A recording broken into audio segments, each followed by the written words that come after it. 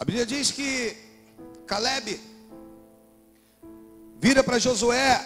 É interessante mostrar o seguinte: Caleb era um excelente guerreiro. A Bíblia fala dele, mas talvez eu e você não damos muita importância para Caleb. Caleb foi um excelente guerreiro, um excelente comandante, alguém que me inspira, alguém que eu olho e digo assim: Senhor, esse espírito de valentia que Caleb tinha era muito bom, muito bom. O Senhor era com ele, mas ele era alguém desprovido de algumas coisas, e por isso se lançava, e por isso algumas coisas aconteciam. E ele então vai fazer menção à sua liderança, Josué. Ele sabia que ele estava debaixo de um comando. Olha como é que isso é legal, querido, para a gente começar aqui a ouvir Deus falar comigo e contigo. A importância que tem estar debaixo de um comando. A importância que tem estar debaixo de uma hierarquia. A importância que tem, eu não acredito que você está vindo à igreja à toa. Eu não acredito que você veio aqui à toa. Eu acredito que você veio a esse lugar, significa que ainda que você não seja dessa igreja, você faz parte de uma outra, que você tem um líder. E esse líder, na visão espiritual, está no comando da tua vida. Assim como o Senhor está no comando da vida desse líder. E Caleb, ele entende isso. Ele vai a Josué e faz lembrança a Josué de algumas coisas. Ele fala para Josué e lembra Josué: eu tinha 40 anos quando Moisés, servo do Senhor, está lá no versículo 7, me enviou para espiar a terra, e eu lhe relatei o que sentia no meu coração.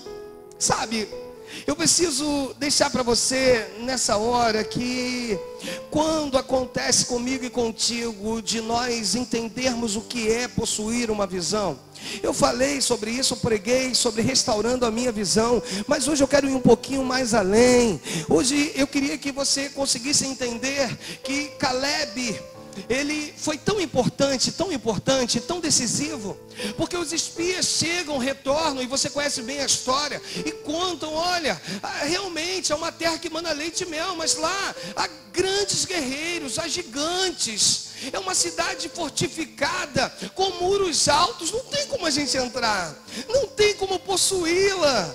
Olha, Moisés, é legal, tudo isso é bom, os planos que Deus tem te mostrado são bonitos, mas Moisés, eu preciso ser natural, eu preciso ser alguém que estou com meus pés no chão. E aí, querido, quando eu ponho meu pé no chão, eu deixo de sonhar. Deus não quer de mim e de você que eu passe o tempo todo flutuando, pisando em nuvens, mas o Senhor, Ele quer exercer no meu coração e no teu uma palavra chamada fé. Ele quer tentar colocar no meu coração e no teu essa palavra e te fazer enxergar coisas que, humanamente falando, sejam impossíveis. E a Bíblia diz então que Caleb, quando ele entrega o seu relatório, o povo todo estava ouvindo. Ele quer dizer, em outras palavras de simples entendimento: olha, é verdade, tem gigantes sim. É verdade, tem um número poderoso sim. É verdade, tem uma cidade fortificada sim.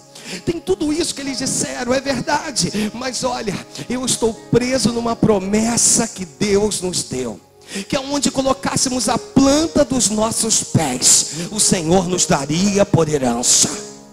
Significa dizer que o Senhor, Ele é tão carinhoso comigo e contigo, que ainda que eu não seja merecedor, tu não sejas merecedor, Ele faz a promessa dele se valer até a última vírgula, até o último instante. Ele é o alfa, repita comigo: Ele é o alfa e o ômega. Talvez o que você precisa entender é que o que você possa estar vivendo está no meio de tudo isso ainda. Deus não determinou que é o fim. O Senhor hoje quer dizer para você: ei, por que tu parou de sonhar? Por que tu parou de sonhar? Ah, pastor, a idade passou. A Bíblia diz que Caleb vira e diz assim no versículo 10: eis que agora o Senhor me conservou em vida, como prometeu, 45 anos. Desde que o Senhor falou essas palavras a Moisés. Andando Israel ainda no deserto, e já agora sou de 85 anos. 45 anos havia passado, querido. Muito tempo havia passado. Mas ele estava dizendo para Josué, como líder dele: olha, Josué, Passaram-se 45 anos. Mas saiba de uma coisa, eu estou no mesmo vigor, como se eu tivesse começado a entender o que é guerrear, o que é conquistar. Eu estou com a mesma vontade que antes. Deus está querendo introduzir no teu coração vontades que foram perdidas. Deus está querendo introduzir na tua alma desejos que partiram. Por que que tu desanimou? Por que que tu desistiu? Por que que quando se fala de uma palavra chamada felicidade, tu acha que não é mais para você? Ei, por quê? Por que que quando se fala em casamento, você acha que serve para o teu irmão, serve para a tua irmã, mas não serve para você? Quando o teu Deus, na verdade, Ele quer te fazer feliz. Por que que tu desistiu? Por que que tu está aí à beira do caminho, desanimado, prostrado, dizendo: ah, pastor, eu venho um domingo, tu prega, eu saio daqui motivado, mas durante a semana essa motivação vai embora. Ei, Deus está te chamando à existência algumas palavras, e dentre elas uma chamada perseverança. Persevere. Toca no teu irmão e diz assim: ó, persevere até o fim.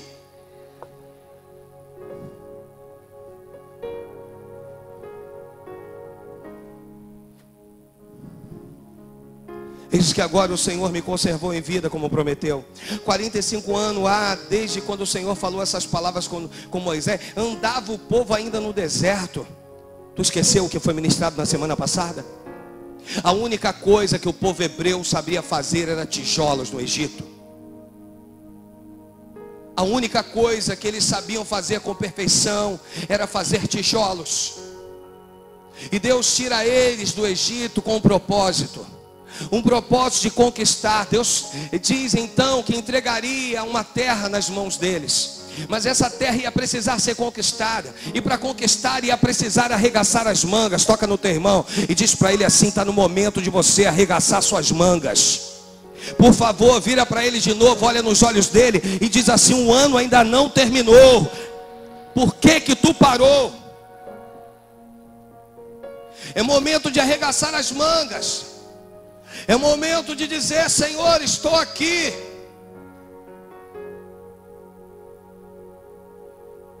Se tu se fizeres fraco, se mostrares fraco no dia da tua angústia, a tua força será menor.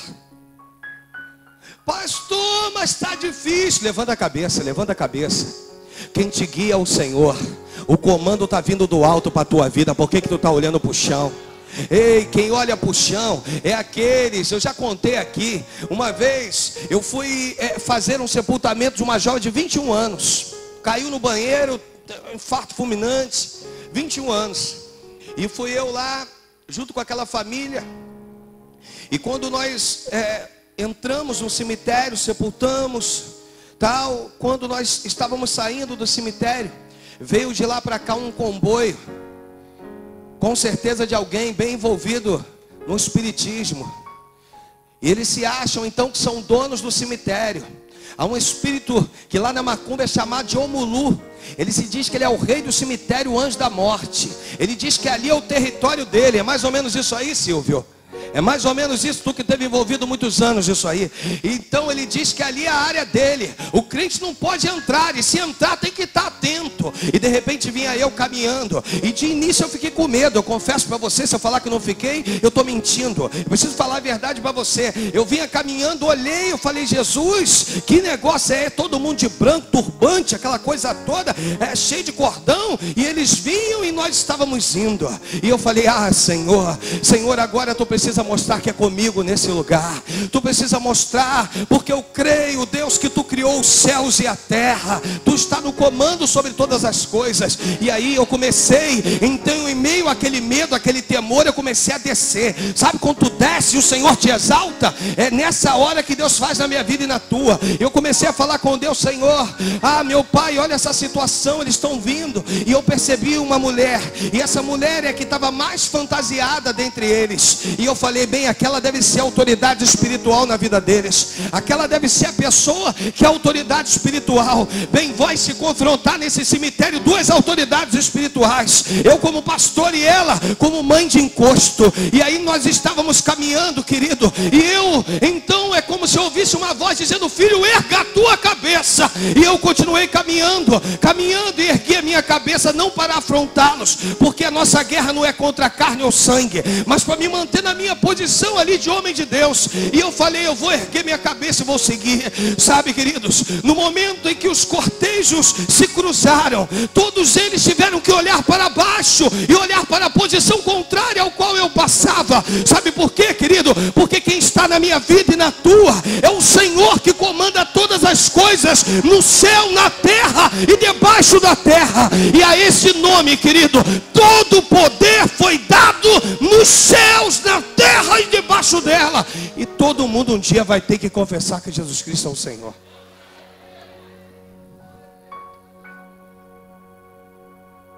Mas tu pensa o quê? Quando tu passa, tu acha que eu também fiquei olhando para trás para ficar afrontando? Toca no teu irmão e diz assim: o teu Deus é Deus que te manda olhar para frente. Tu está olhando para trás por quê? Tu está olhando para trás por que motivo? Toca no teu irmão e diz para ele mais uma vez: o que passou, passou. Águas passadas não movem moinhos. Siga em frente, pois Deus está no controle da tua vida.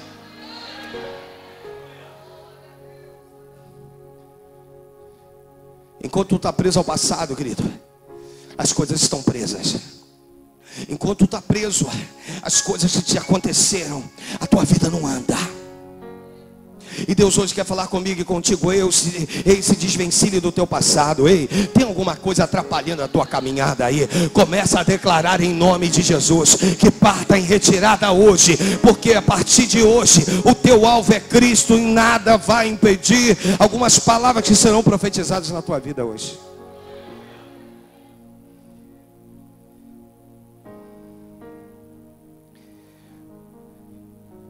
Caleb possuía do seu lado um exército cheio de vigor. Sabia? Sabe quando Hebron foi conquistada? É mais à frente. Ele diz assim: ó, quem conquistar Criat Sefer, que é Hebron, eu darei minha filha Axa como esposa. Aí de repente se levanta um camarada lá e diz: vai eu então. eu vou conquistar. Josué já tinha dado a ordem para ele: olha, tu quer o que, Caleb? Olha, eu quero Hebron. Tu quer Hebron, Caleb? Sabe, querido, Hebron, repete comigo: Hebron. Guarda isso pro resto da tua vida, Hebron. Tu quer o que? Quer Hebron. Aí Josué, né, o sucessor de Moisés, é quem vai dizer no versículo 3: e Josué o abençoou e deu a Caleb, filho de Jefoné, Hebron em herança. Aqui, olha para o pastor, ainda precisava ser conquistada. Josué vai lá e diz: Caleb, tu quer o quê? Eu quero Hebron. Quer? Então em nome, né? não falou em nome de Jesus, é lógico, evidente. Em nome do Senhor, eu declaro Hebron por herança para você, Caleb. Sim, Senhor. Muito obrigado, Deus. Ei, Deus está mandando tu começar a festejar antes da vitória chegar. Comece a se alegrar antes da vitória chegar. Comece a bendizer o Senhor antes da vitória chegar. Porque o meu Deus e o teu é um Deus de surpresa. A qualquer momento, olha para o pastor aqui, porque eu gosto de pregar com a minha alma. A qualquer momento o Senhor vai te surpreender, vai te dizer: eu sou o Senhor, o Deus da tua vida, aquele que comanda você, comanda o teu ser. A qualquer momento, em meio a essa surpresa, o Senhor vai dizer: tu não me pediu? Tá, vai, avance, conquiste, porque a ordem foi dada no mundo espiritual.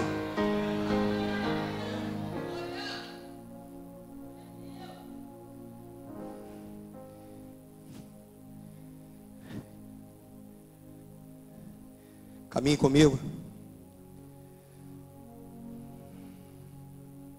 até o segundo livro do profeta Samuel. Está mais à frente aí. Vai passar Juízes, primeiro livro do profeta Samuel, segundo livro, capítulo 1, versículo de número 2. Capítulo de número 2, versículo 1, perdão.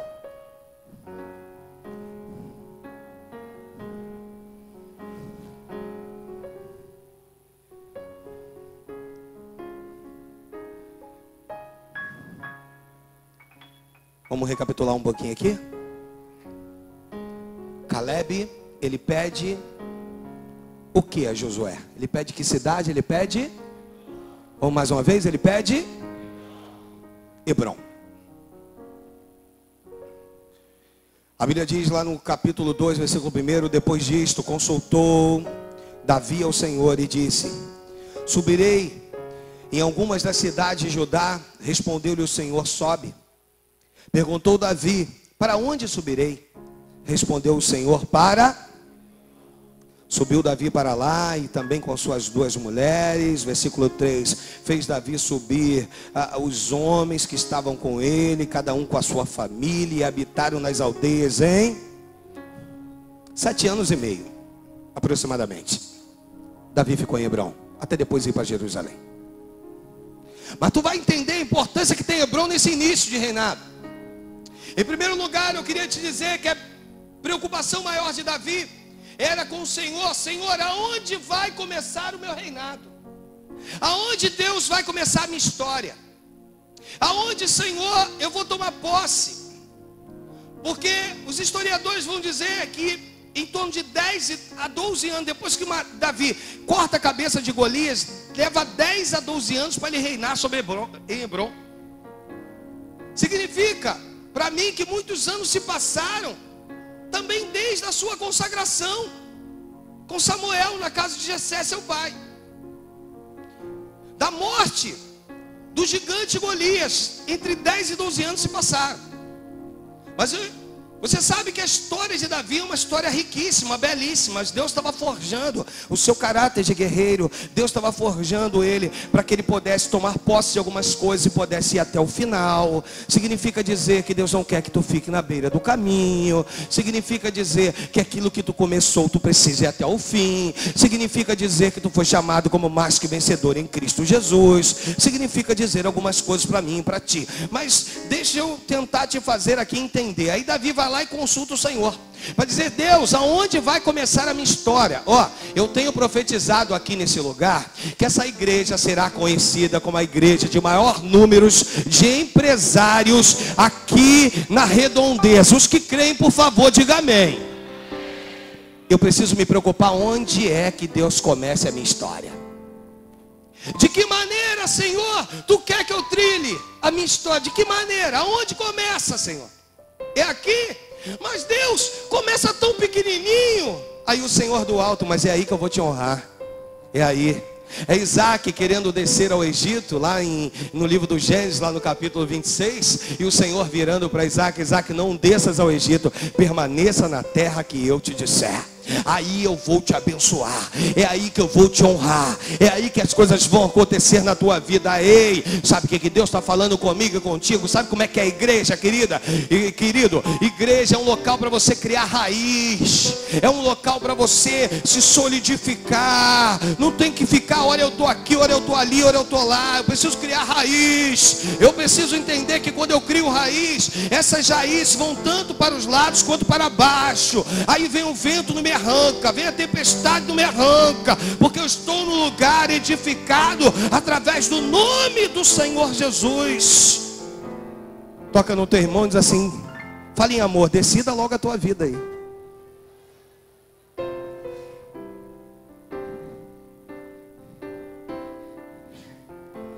Ele se preocupou. Davi se preocupou. E se tu caminhar comigo, vai até o capítulo de número 5. Capítulo de número 5. O segundo livro de Samuel. Diz assim: então, todas as tribos de Israel vieram a Davi. Você me ajuda? Falaram dizendo: somos do mesmo povo que tu és. Outrora, sendo Saul ainda rei sobre nós, eras tu que fazia entradas e saídas militares com Israel. Também o Senhor te disse: tu apacentarás o meu povo de Israel e serás chefe de Israel. Presta atenção.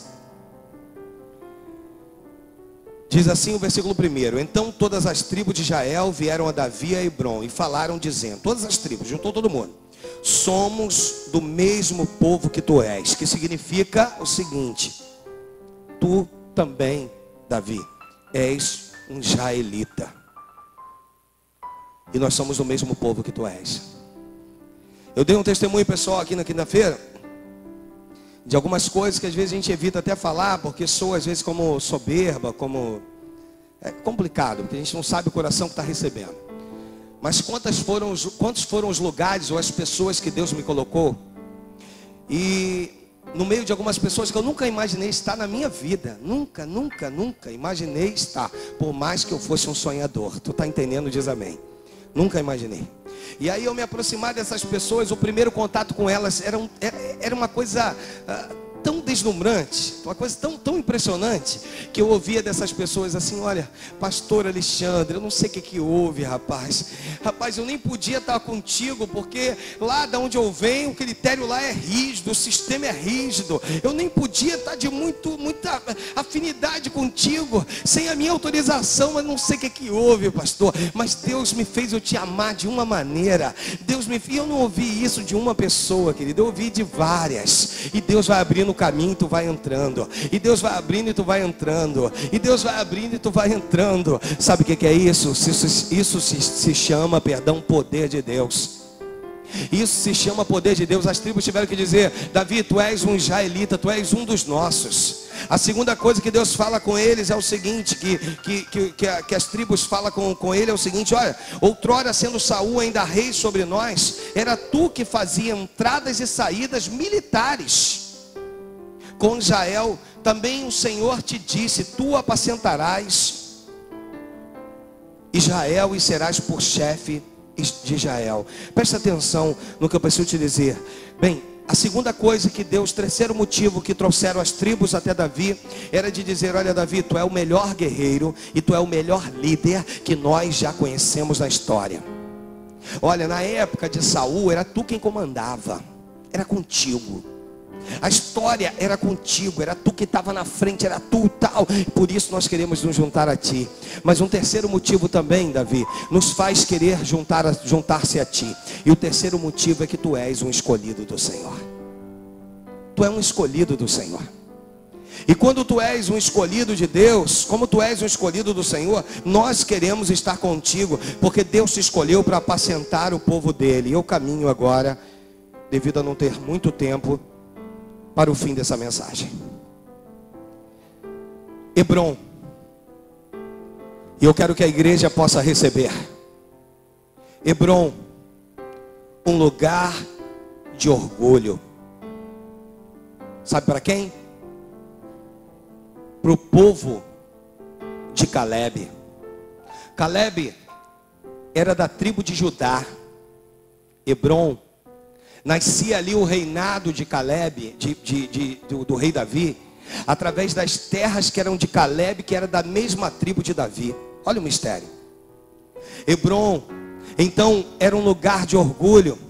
Ela foi tomada e ocupada pelos calebitas. Aqueles que estavam com Caleb se chamavam calebitas. E aí, ela foi tomada por eles. Vamos lá. Vamos conquistar Hebrom, vamos. Significa dizer para você, querido e querida, que Caleb estava ali o tempo todo voltado, com o coração dele voltado ao Senhor, entendendo que os sonhos dele podiam ser realizados, e que Deus colocou um sonho no coração dele, que era Hebrom. Mas aquele sonho era para que o nome do Senhor fosse glorificado lá na frente através de Davi. E tem tanta coisa que Deus vai fazer você viver, não porque tu é, eu já cansei de dizer, porque tu é bonitinho ou bonitinha, que tu leva jeito, que tu tem entendido, para que o nome dele lá na frente seja glorificado, querido. Há muita coisa que tu vai viver somente para as pessoas terem que dizer assim: verdadeiramente Deus tira o homem do monturo, né? Quantas pessoas aí fora falam N coisas. Eu estava atendendo uma das irmãs situações. E aí a irmã virou para mim e falou: pastor, tem gente, eu encontrei uma irmã de uma outra igreja que falou que não vem na unção ágape de jeito nenhum. Aí eu falei: ai meu Deus, qual deve ser o motivo agora? Já disseram que eu sou G12, já disseram que eu sou maçom, já disseram um monte de coisa de mim. Eu falei: ah Senhor, o que é agora? Já disseram que a gente usa colarinho clerical, o que é isso agora? E aí a pessoa virou e falou assim: não pastor, ela falou que a águia da igreja é preta, a águia é preta. E ela falou: eu não entro na igreja com águia preta. Aí eu procurei no meu iPad na hora imagem de águia e mostrei para a irmã: irmã, a águia eu não tenho culpa se Deus fez ela desse jeito. Se ela é meia preta, com o bico meio, né, tem um branco, tem um amarelo, eu não sei. O que nós queremos simbolizar através dessa águia, querido, é que nós fomos chamados para voar alto, para que o nome do nosso Deus seja glorificado. Não existe ave que voe mais alto que a águia. Eu não estou preocupado com a cor, eu estou preocupado com o simbolismo do que Deus tem para mim e para ti. Se é preta, se não é preta, não sei. Se fosse uma galinha preta, eu ia mandar tu correr desse lugar. Se fosse um bode, eu ia dizer para tu: mete o pé.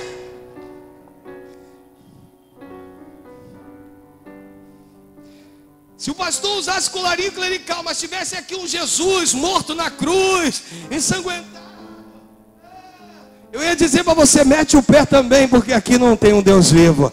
Mas sabe o que acontece? Deus não está nas vestes, querido. Ele está dentro de mim, dentro de você. E através da minha vida e da tua é que Deus faz toda a diferença. Significa dizer para ti, em nome de Jesus: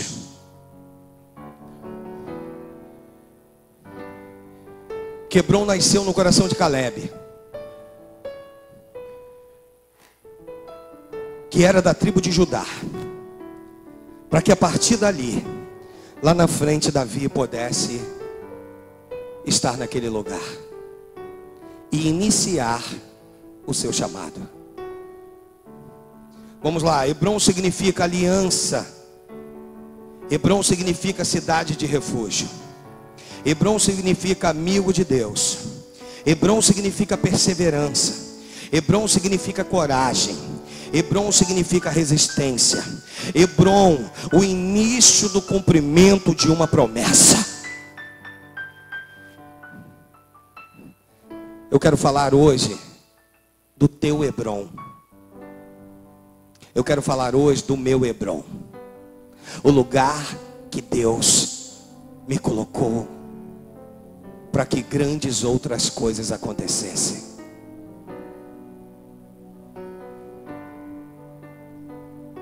Que de Judá sairia um rei, e desse rei viria o rei dos reis, Jesus. Deixa eu dizer para você, Hebron significa lugar de conquista. Repita comigo agora que isso é importante: lugar de conquista. Hebron significa lugar de vitória. Hebron significa lugar de governo. Ih, tá com... Meu Deus. Lugar de governo. Tu sabe quem foi Luiz Inácio Lula da Silva? Tu sabe como começou a história desse homem? Tu tem noção como começou a história desse homem? E aonde Deus o exaltou e o levou? Olha para a pessoa do teu lado e diz assim: será que Deus também não pode fazer isso na tua vida? Vira e diz isso para ela. Olha nos olhos do teu irmão ou da tua irmã e diz assim: será que Deus também não te quer no meio dos grandes? Por favor, olha para o teu irmão mais uma vez e diz assim: será que através da tua vida, do teu dízimo, tu não vai pagar um programa de televisão para a igreja que tu tanto ama?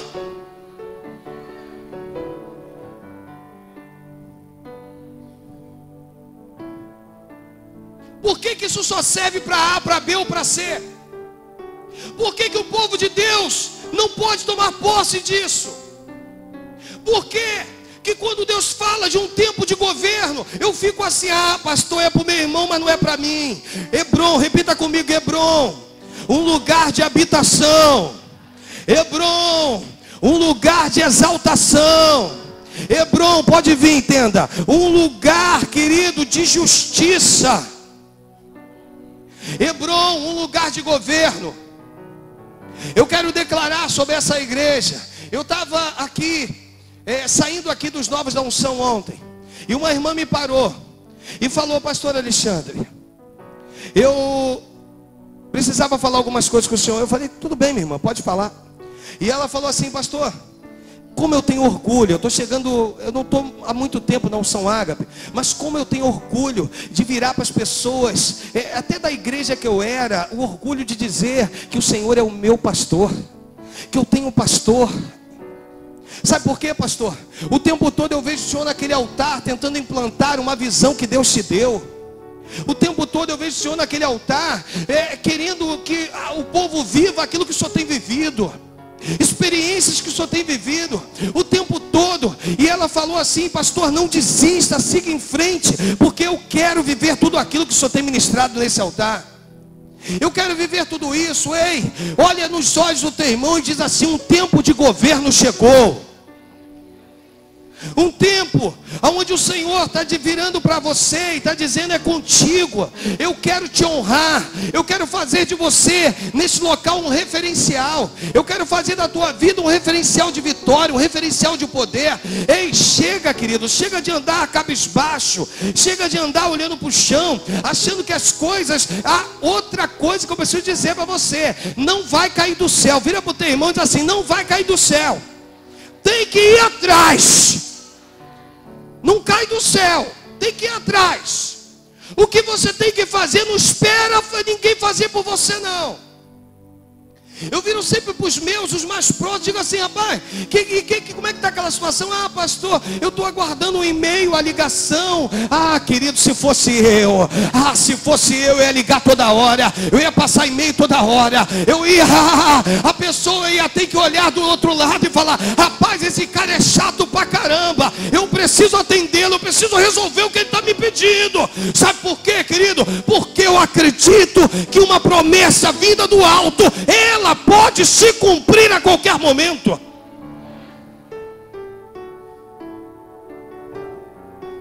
Eu quero ministrar e quero declarar sobre a tua vida, para que tu entendas, para que tu compreendas que um tempo de governo chegou. Eu quero declarar a falência de 3 palavras hoje aqui nesse lugar. Isso é muito espiritual. Eu quero dizer para você que eu não estou aqui trazendo triunfalismo, não é nada disso, eu canso de falar, mas estou aqui declarando que Deus fala comigo com propriedade. Eu quero declarar a falência de 3 palavras. Uma delas é a miséria. Se você também quer declarar junto comigo, diga amém. A outra, querido, é a ruína. Se você também está declarando ruína, ei, chega de ficar em casa com tudo quebrado. É tudo quebrado, pastor, porque no meu tempo de evangelho eu aprendi que o importante é estar no céu com o Senhor. Ei, no céu tu vai, mas o Senhor quer te fazer viver com dignidade aqui na terra. Você vai estar no céu, não se preocupa não. Tu vai estar na glória com o Pai, mas o Senhor quer que aqui nesse lugar tu possa viver de maneira digna. Existem vidas vivendo em ruínas, querido. Pessoas vivendo em ruínas. E a outra palavra é a palavra pobreza. Nós estamos jogando por terra a miséria, a ruína e a pobreza desse ministério em nome de Jesus. Nós queremos declarar que tu vai viver coisas e um dia tu vai virar para o teu Senhor e vai dizer: Senhor, eu nunca imaginei viver o que eu estou vivendo. Sabe o que Deus está falando comigo e contigo? Que enquanto a mensagem é ministrada, alguns acham: ah, pastor, eu tenho tentado, mas não tenho conseguido. A culpa não é do ministério, a culpa não é do ministério de louvor, a culpa não é dos trabalhadores, a culpa não é da igreja, a culpa é tua, porque tu não tem conseguido tomar posse disso. Aí o teu pastor vem aqui, algumas pessoas me perguntam: pastor, quando termina esse culto, como é que o senhor está? Eu estou esgotado. Sabe por quê, querido? Seja em 30 minutos ou em 40 minutos de mensagem, eu procuro dar o meu máximo aqui nesse altar. Sabe por quê? Eu acredito que Deus pode mudar a história da tua vida de hoje para amanhã. Eu acredito que Deus pode mudar a história da tua casa, da tua família, de hoje para amanhã. Eu acredito que enquanto está aqui glorificando, o Senhor, Ele está passeando, enviando anjos, dando ordem, dizendo: a vitória para a vida dos meus filhos chegou. Um tempo de governo chegou. Um tempo de exaltação na tua vida chegou. Eu quero dizer para você que 2013, eu não sei ainda qual será a palavra profética, mas eu quero dizer, alguns dizem que 3 é o número do azar. Eu quero profetizar que em 2013, um tempo de governo chegou sobre esse ministério. Miséria, pergunta assim: e a miséria, pastor? Pergunta. E pela minha fé já partiu em retirada, em nome de Jesus. E a pobreza, pastor? Perguntei: a pobreza, pastor? Pela minha fé não vai existir mais na tua vida. E perguntei: a ruína, pastor? A ruína, querido, definitivamente não fará mais parte da tua vida.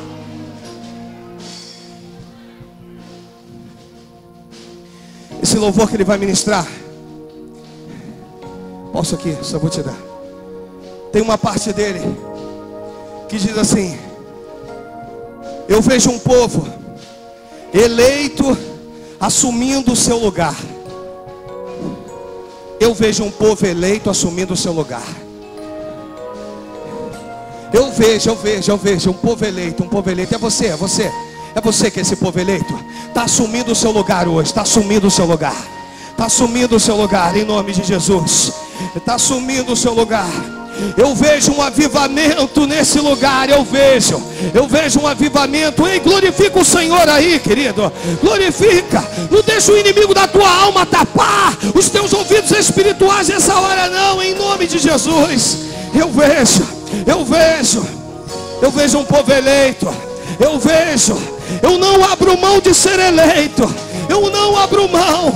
Esse ministério será conhecido como um ministério onde o Senhor há de agir, aonde o Senhor há de restaurar casamentos, vidas, aonde o Senhor há de restaurar finanças, aonde o Senhor há de repreender a fúria do inimigo, aonde o Senhor há de mostrar: sou com eles, olha lá, aquele ali faz parte do povo eleito, aquela faz parte da nação santa lá, olha ele, olha ela, nasceu para vencer. Ei, olha para o teu irmão mais uma vez e com fé diz assim: você nasceu para vencer.